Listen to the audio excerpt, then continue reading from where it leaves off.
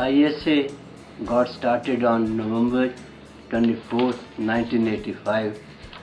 To begin with, there were only 4 students. Then the next year, in 1986, February, we had the first music festival. It was a big success. After that, what became is history. It took us about 6 months to organize the first festival. Anybody who offered something that I can sing, dance, anybody who came along, we accepted. It was a big success. At this moment, ISA celebrates so many events, so many functions, 2-3 events in about a month. They had the Independence Day on August 15th and Republic Day on January 26th. It was a very, very cold day, difficult to get up. I didn't think many people would show up. I was surprised to see so many people gathered for the Independence Day. My husband said the students are celebrating the Independence Day. And I said, what time? He said 8 o'clock. And I said, oh my gosh, it's very early. But when I went there, I was amazed. All the students were all dressed up. And both the flag of India and flag of America, that's all there. Everything was so, I felt like I'm in India. And I was so impressed. All these Indian students, they were all dressed up. Not only they got up ready, they had food. And it was just amazing. I felt that this is the best thing my husband decided, or at that time was so 4 students, now a big crowd, and I was very impressed. The students have been an asset to the community.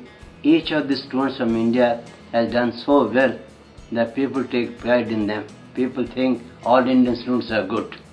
And there's a good feeling to have good image, and I give the credit to the Indian students who work so hard and do exceedingly well. Nothing could be better than representing the country in the right way, helping the India's image go up and up like that. We have in the audience a person who did the unusual things. When there was no ISA, he would collect his friends. Oh, come on, this guy is coming from Bombay, this guy is coming from Madras, and he would collect the students to give the transportation from airport to the campus all by himself with the help of his friends. He did this for many years. Not only that, when ISA was started, he was the 2nd president in the year 1986-87. That's the time ISA took up from the ground. He did fantastic. And this guy was, can you guess? He was Dr. Ravi Pendse. The Indian Student Association, I believe, was started back in 1986. And the way it was started was 4 or 5 of us got together along with Dr. Bajaj, whom I hold in the highest esteem. And we decided to have an association together so we can start helping our future Indian students who would come. And thinking back to those humble beginnings, where ISA is today, it is just incredible the amount of work all of you these days do, because I can't even imagine ISA is what it is today. From 5 students to 300-400 students, and the work you do is simply amazing.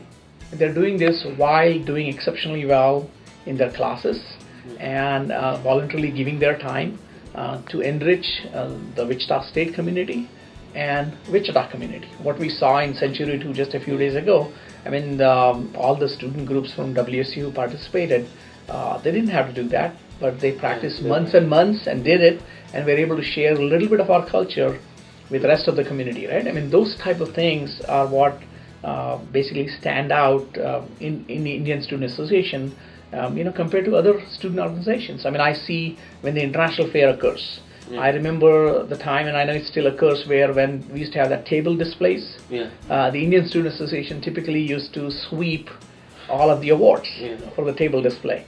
And again, and it's not about one association being better than others. They just work harder at sharing the culture, and it's gratifying to see that their efforts are recognized.